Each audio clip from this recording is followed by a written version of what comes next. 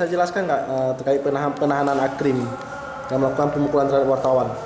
Oh ya, ini kasusnya LP09. Kan LP berarti penganiayaan terhadap Dedi. Ya.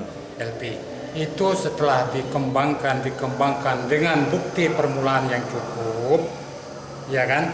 Kalau bukti permulaan yang cukup berarti bisa menahan orang. Dan ini ternyata kemarin malam ada penambahan 2 orang tahanan.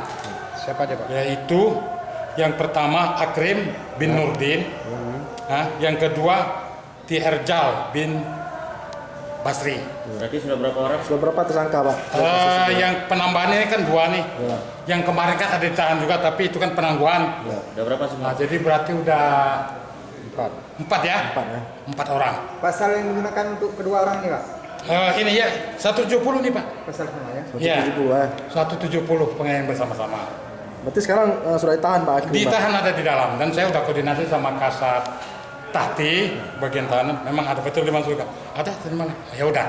Saya maksudnya jangan sampai saya bicara itu bohong gitu loh. Ya. Jadi saya cross check dulu ke kasatnya, ternyata benar 2 ini udah ditahan. Apa ada tersangka lain, Pak, selain ini? Untuk sementara belum. Pak, ini apakah petunjuk dari jaksa Pak terkait penahanan 2 tersangka Akrim ini?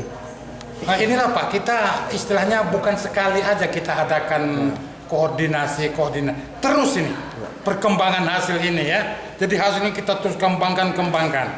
Nah ternyata bisa ya kita tindak lanjuti. Nah, karena ya itu polisi istilahnya bukan sendiri juga, takut di pra-peradilan juga ya kan. Nah, jadi kan memang itu bisa bukti permulaan yang cukup, kenapa tidak? Nah ini jadi tambahan kemarin 2 orang ini. Nah, jadi pasalnya 170.